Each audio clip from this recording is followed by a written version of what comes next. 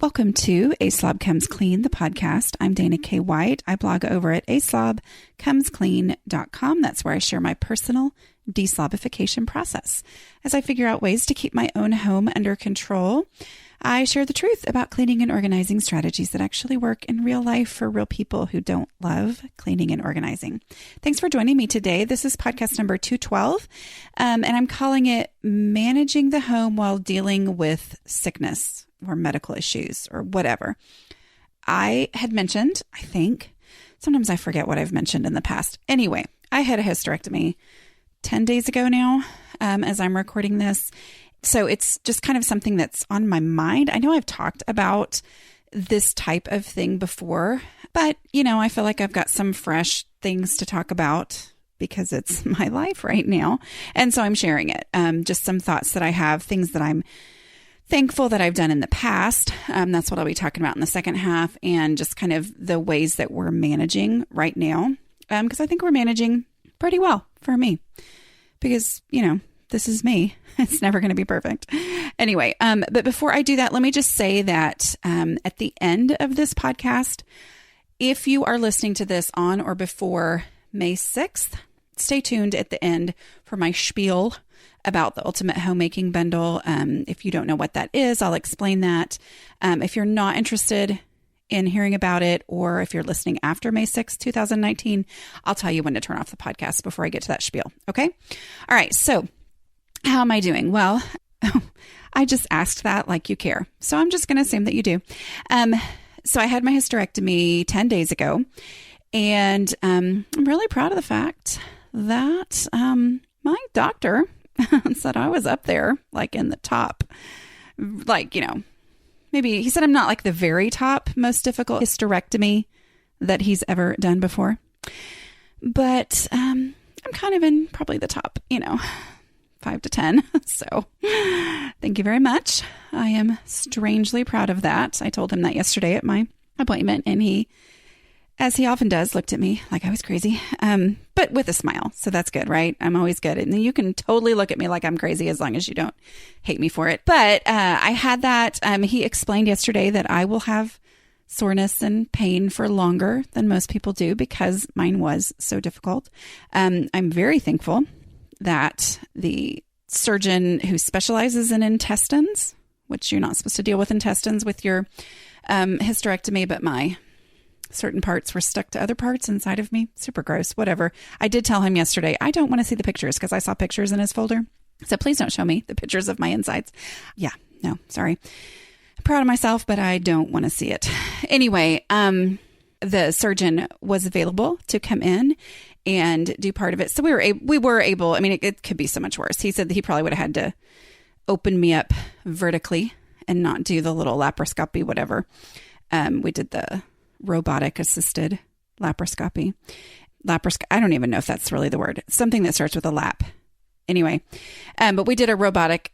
I didn't do anything. I laid there completely asleep. Anyway, so yeah, the surgeon was able to deal with some stuff that was very unusual. And I'm going to stop talking about my intestines. Okay. Anyway, as I talk about this, it does make me think about and really feel for those of you who I know have ongoing health problems, chronic illnesses, chronic pain, issues that continually, like you're not ever going to get over. And I do know that's a huge issue. We do have one person in our family with it's not terminal, but it's, what do they call it? Chronic illness, something that's not, going to ever be cured and stuff. And I know, and he's fine. But I know, with that diagnosis came a huge grieving process for me as a mama, because he was very young at the time. And when I realized, oh, this is forever. Like this is forever. This is not something that you're sick for a while, you rest enough, you get better. Okay. That just wasn't reality. And so I know this going through what I've been going through makes me feel for you guys, but I am going to be clear that that's not actually what I'm talking about. I think there's a lot that you'll be able to apply, but I'm not, and I think I've talked about it in other podcasts, things that I've learned from talking to people who deal with chronic illness, but that's not what I'm talking about here. because I know it's different for you when there isn't going to be a time where you're better in the future, where it isn't a temporary thing. I really am talking about those who have to take a major break from life to deal with medical issues. Okay. I just want to make sure you know that I know that it's different for you when you have the chronic illness. Okay. Number 1, adjust expectations. I mean, that's where I am right now. I'm kind of at that 10-day mark, and I am starting to feel so much better. I still have discomfort, but I wouldn't necessarily call it intense pain. And I realize that it's almost harder now because I'm kind of done just doing nothing, but I still have, 4.5 weeks of official recovery time. And I'm still at a stage where there's a whole lot that I cannot do. I can't lift anything. I can't bend over, to pick stuff up off the ground. I can't, I don't know, run, dance, whatever. Like I was doing that anyway. But it's that adjusting expectations. And especially, last week, as I was very much, couldn't do anything really, other than get up with help and all that kind of stuff and walk around. Adjusting expectations is everything. And realizing, and I know that sometimes it's like, well, of course you're going to adjust expectations.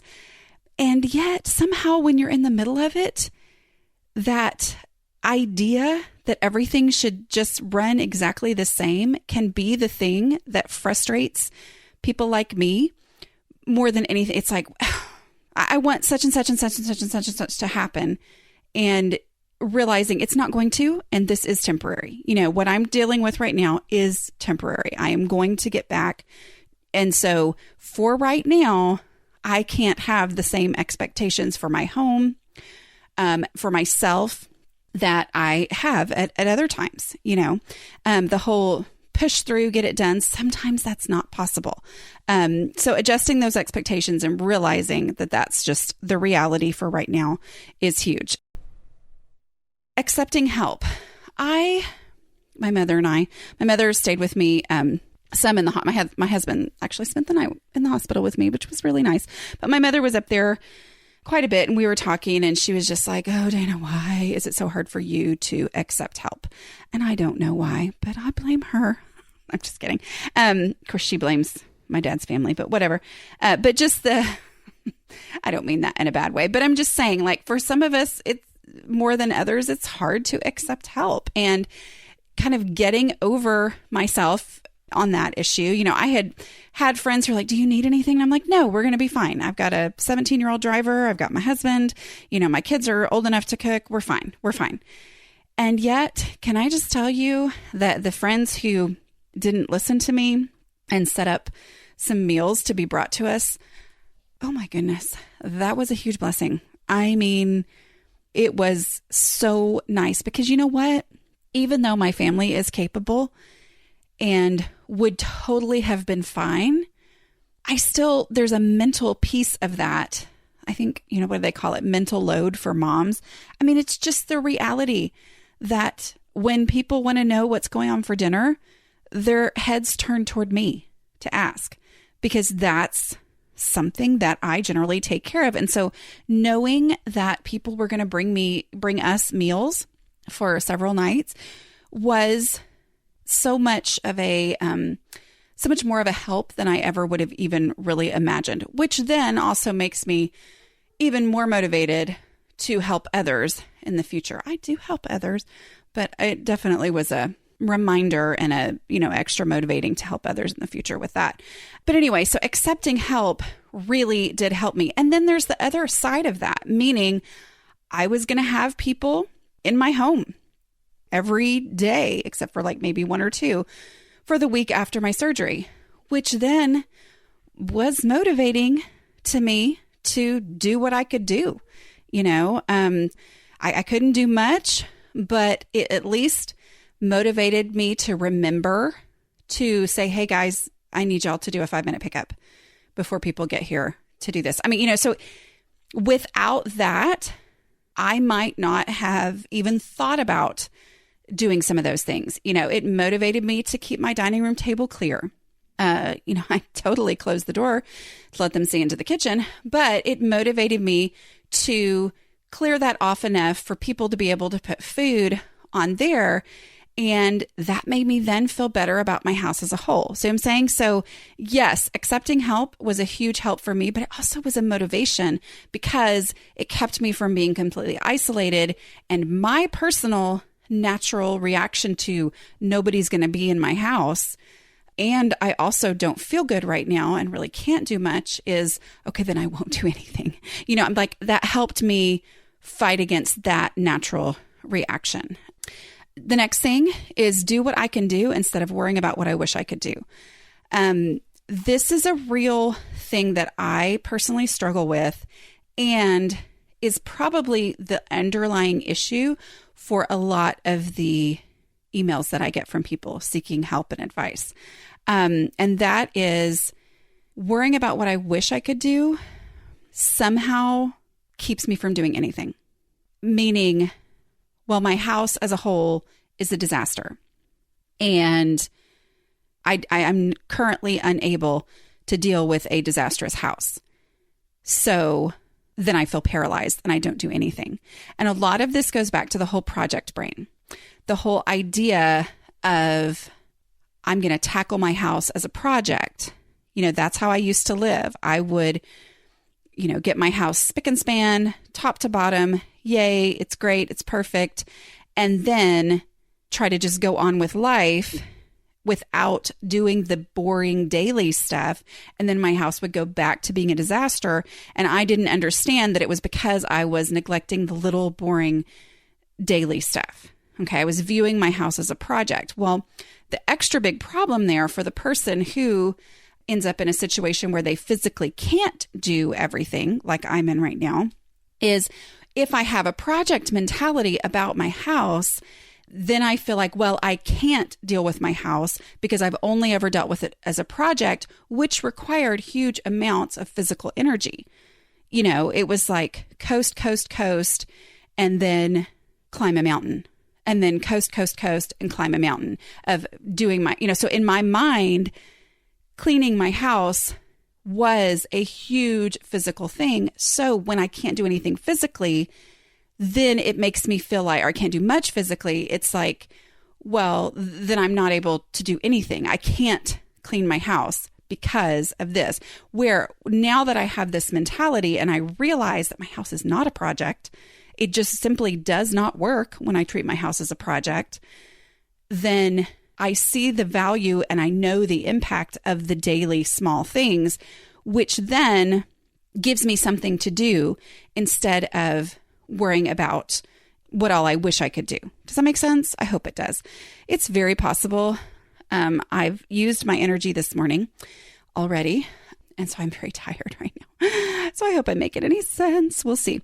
Along with that is spending energy wisely, knowing which daily things actually have the biggest impact, meaning dishes first. If you can't do anything else, do the dishes. Now, one of the issues for me is I can't lift my cast iron stuff because it's too heavy for me right now. And I'm maybe could, but I did lift something yesterday and went, oh, maybe I shouldn't have done that. But especially there, at the beginning, I couldn't lift that kind of stuff. I couldn't deal with that, especially because it has to be, it can't stick it in the dishwasher or anything like that. But even the dishwasher, the bending over and stuff, I'm now able to do that. But those first couple of days, I couldn't do that.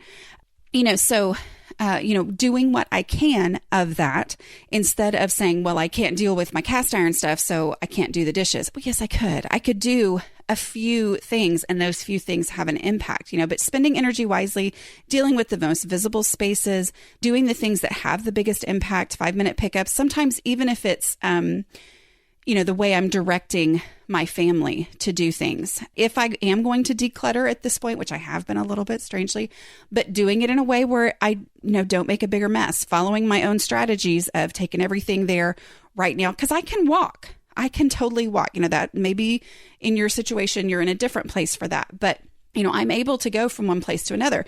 Now, the only thing I'm able to work on decluttering wise is stuff that's at my waist height, basically. I can't do anything where I'm digging into a cabinet or moving, bending over and digging things out from under the bed or whatever. I can't do that right now, but there are things that I can do. And usually those are the most visible things anyway. So they allow me to follow the visibility rule. And along with that, especially, on the things that I can't do, but I'm asking my family to do, the people who are living in the house with me, it's a reminder of how it's not fair to have expectations of someone and not express them clearly. That's like probably one of my biggest pet peeves in life, is when someone has expectations of me and just want, if you don't know, I'm not going to tell you. Like that will make my head explode if I hear somebody say that, because it's manipulative, and I don't like being manipulated. So, and you can't, I'm real big on, don't be mad at me if you never told me that you had this expectation that I never fulfilled, so trying to remember that, because when you're in that situation of, y'all, I just had surgery. I mean, that's what I actually do say it out loud a lot. Y'all, I just had surgery, and everybody laughs because I am sort of being funny, but I'm also reminding them that I just had surgery. But there's part of me that's like, do they not realize I can't do that? Do they not realize that them leaving their socks on the floor, I can't bend over and get those. I can kick them, gently into their room or something, but I physically can't deal with some of these issues, and they should know better, except that the thing I can do is say, I need everybody to pick up your socks off the floor, because remember, I can't do that right now. And they go, oh, that's right. Oh, yeah, that's right. I mean, I tell them anyway, other times, to pick up their socks off the floor. But there's something about me being in physical pain and not being able to do that makes me feel even more like a martyr. And that doesn't help anybody ever. So I wish it did, but it doesn't. So, getting over myself and expressing what it is that I need people to do. And also, it kind of goes back to when the kids were little, and I would, okay, fine, I still do it this way sometimes, but I'll have them put their laundry away, and I'll give them a small stack. And, here's your small stack. This goes in this specific drawer. Remember, even though they should totally know that, but I still am going to try to help them succeed and me be happy by being very clear in my expectations and making it a small thing at a time. I feel like I'm kind of going back to that some with this of, hey, I need you to pick up this stuff and go put it over there, so that I'm not just, hey guys, I need you to help me keep the house clean. There's a difference there. And then they know what's expected of them. They know what it is that I'm asking. Because here's the thing. What doesn't work in keeping a house under control is power trips and guilt trips. Just express yourself. Just, say what needs to be done and ask clearly, and don't get mad now, I can get mad when I ask them to do it and they don't. That's different. But being willing to express myself and be clear about what it is that I need, because I know it sounds a little bit silly, except that I hear from people a lot who this is the issue. My family should know, or, well, I'm sick. I'm going to see what it is that they do or don't do. I guess we'll find out if they've been paying any attention. Y'all, come on. Do you like it when people do stuff like that to you? No. So just be clear. Be clear. It's completely a different situation if you say, can you take these dishes to the sink? Because, I've kind of exhausted what I'm able to do today. And they say, no. That's a different situation than you going, these dishes are piling up in the living room. These dishes are there. They still haven't noticed. We're talking about two different things. And so remove the whole guilt tripping, I'm going to wait and see what they do. It just doesn't work. It just doesn't. So other things I want to talk about is stuff that those of you who are not in this current situation can do to build your housekeeping emergency fund for when these things happen. Medical issues, or even just having the flu, or just any kind of medical sickness, stuff like that. It happens. It happens in life. And it's going to happen. And this is where I think about, Dave Ramsey's emergency fund. If you haven't ever listened to him, part of his stuff, you pay down debt, you do an emergency, or you do a small emergency fund first, and then you pay down debt, and then you do like a big emergency fund before you get into the major, paying down your house and saving and all that kind of stuff. And as you do that first emergency fund is so that when life happens, you're not stuck in a really bad situation. You can handle what life throws at you. And I think, these things that I'm going to talk about are the ways to build a housekeeping emergency fund. I mean, that's basically what it comes down to, because sickness is going to happen. Maybe even if it's not your sickness, where you have to go help a friend or something, or you help your mother, or, somebody gets in a car accident or whatever. I mean, these things happen, and to live life pretending like they're never going to happen just doesn't work, So these are the things I'm really glad over the last, I've been doing this over the last almost 10 years now. But even with that, I felt these same benefits when I would have these life throw me different random things. I would feel these benefits even early on in the process. Okay. Number one, did I already say that project mentality people have the worst time with medical issues because we can't push through to do the project of cleaning our house? Okay. Yeah, like that's the reality. Medical issues come up, time issues come up, and all of a sudden we can't push through. I think that honestly is the reason why I got so frustrated, when I assumed after I had kids that it was going to be easier to keep my house under control because I was going to be a stay-at-home mom. But in reality, I had always treated my house as a project, meaning it got so bad and then I dug out. But when I had little kids, well, then it just was reality that I couldn't do that anymore. I couldn't, devote 2 days to nothing but cleaning my house because I had people who needed to eat and all that kind of stuff. So, with health issues, project mentality people have the worst time because all of a sudden physically I can't push through. I can't do what I've always done. So what are things that I have done to build my housekeeping emergency fund? Well, I've decluttered. Less stuff equals a smaller explosion when things do get out of control. I mean, it's just fact. The less I have, the less that gets crazy. The less there is to get knocked over and be, stuck in a pile on the floor that I have to deal with. I mean, the less stuff I have, the less out of control my house gets when life happens. Other things, my family knows what our house is supposed to look like. They did not used to know that. And so now I can have higher expectations of them when I ask for help because they actually know what the house is supposed to look like. They didn't know that before. Okay. It was not normal for our house to be picked up and all of that. And so by just simply getting rid of stuff that didn't need to be in my house, it became normal to them what the house was supposed to look like. And then they were able to help. Okay. My house looks clean or cleaner even when it isn't. So even when, honestly, I'm not going to mop and I may or may not ask the people in my family to mop, my house basically looks a whole lot cleaner when there's a whole lot less stuff in it. Okay. When the surfaces are mostly clear, when the picking up is really just picking up a day's worth of stuff and not a major decluttering job, the house looks clean or cleaner, which then makes me feel better in this situation. Establishing the habits. I'm so glad that I established habits so that cleaning the house is not a project anymore. The habits like doing the dishes, doing the sweeping of the floors, doing the 5-minute pickup, those, doing the dishes and the 5-minute pickup, those are everything. But, getting those things established gives me the momentum in the house to be able to handle these times, because now doing the dishes, just a day's worth of dishes, asking someone to do the dishes for me or load the dishwasher or whatever it is that they're doing. First of all, they've seen that it's a thing we do all the time. They don't go, wait, you're sick and now all of a sudden I have to do the dishes, which is a whole day project. No. Okay. They understand that it's just a minor thing. That's my daughter's job now. And so, she's taken it on even more because of me being, unable to do certain things.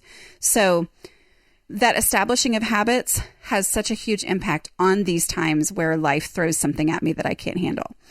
Okay. And then I'm going to talk about something that some of you might have gotten frustrated about when I talked about it a little bit earlier, which is when I mentioned friends bringing meals. I fully acknowledge that there are times in your life where you just wish for people who would bring meals. when we first had our first baby, he's 17 now. But when we had him, we had just moved while I was pregnant, probably 4 or 5 months before. Now, he was born 3 days after Christmas. And so it was back before the internet. Well, not before the internet, but before Facebook and all that kind of stuff. So there wasn't this general announcement to people that we'd had a baby, and I don't know if word didn't get around at, where people that my husband worked with or whatever, but nobody came to see us in the hospital. And it's not the end of the world. I mean, come on. There are times where I'm like, I don't want anybody coming to see me. But it was hard. We had nobody come see us. It's like, first baby. Oh, okay. I mean, our parents came. So I'm not saying nobody. Our parents did come. But it was a little bit like one of those reminders that we simply did not have the relationships that we wish that we had, because we were just in a new place and there was nobody to come see us. And so I acknowledge that there are times in life where you simply don't have the relationships to have people who offer to help. So as long as we're talking about what can you do now that will help you in the future in these times, I'm going to encourage you to develop some relationships. And here I go. You guys know me. I firmly believe that church is the best place to develop those kinds of relationships. A lot of times people say, well, especially, early on, when you're a stay-at-home mom and you've got, no reason to ever put on anything other than yoga pants. I'm like, well, guess what? Go to church and you'll have a reason to put something other than, you can wear yoga pants and that's fine. Nobody cares. But it kind of solves a lot of these issues, and our relationships that we have are people that we've gotten very close to over years. I'm not talking about we went 2 weeks ago because I knew I was having surgery and I wanted to make some friends real quick so somebody would bring me meals. I'm saying we have invested our lives and our time in church.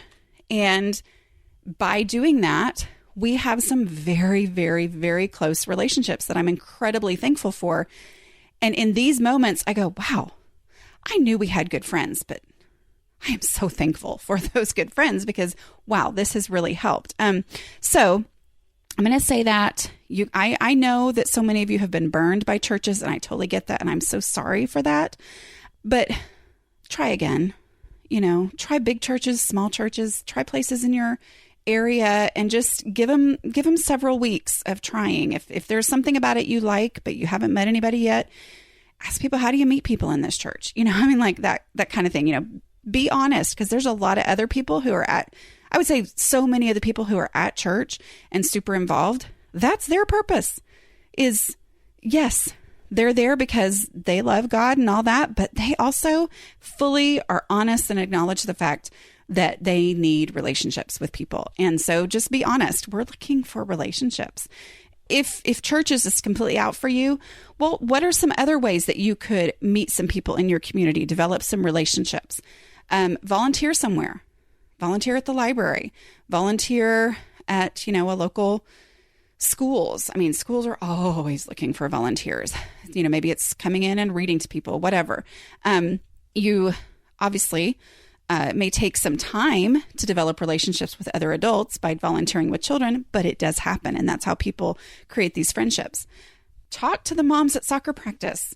Instead of sitting in your car while the kids are playing soccer, bring your portable chair and go out there and sit next to another mom. And if she doesn't want to talk to you, that's fine.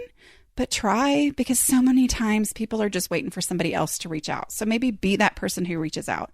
Join a walking group. I know those exist. Go to the park. Talk to somebody. Obviously,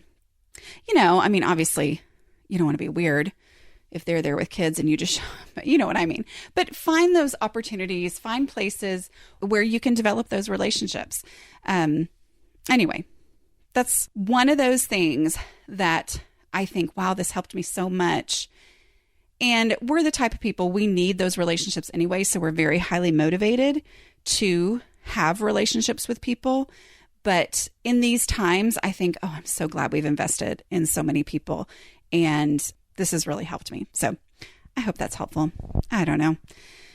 I hope any of this entire podcast was coherent. Oh, and let me just give you my, I think, what is it, week 3 or week 4 on my decorated house.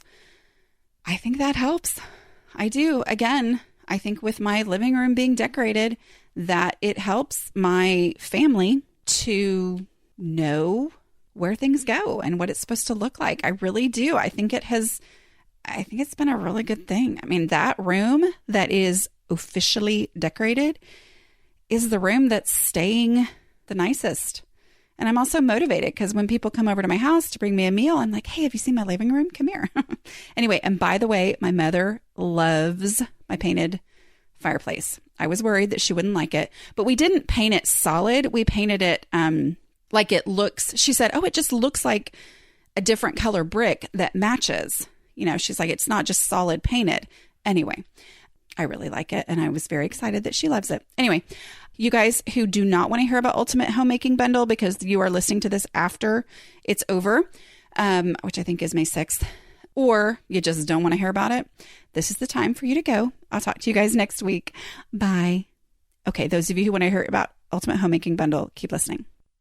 Okay, I am now assuming that if you don't want to hear about the Ultimate Homemaking Bundle, you are gone. Because here we are at the end of the podcast. You've heard everything already. If you were listening to this after May 6th, please don't, because you'll just be sad that you missed out. But if you are listening to this on or before May 6th of 2019, I want to make sure you understand what the Ultimate Homemaking Bundle is and why it might be worth checking out. So first of all, if you want to just go look at it because you already know what they are and you always know that you get one every year, just go to aslobcomesclean.com/bundle. That's BUNDLE. And what that will do is it will take you to a page on my site, and all it's going to have is just a link to get over to the bundle for you to check it out.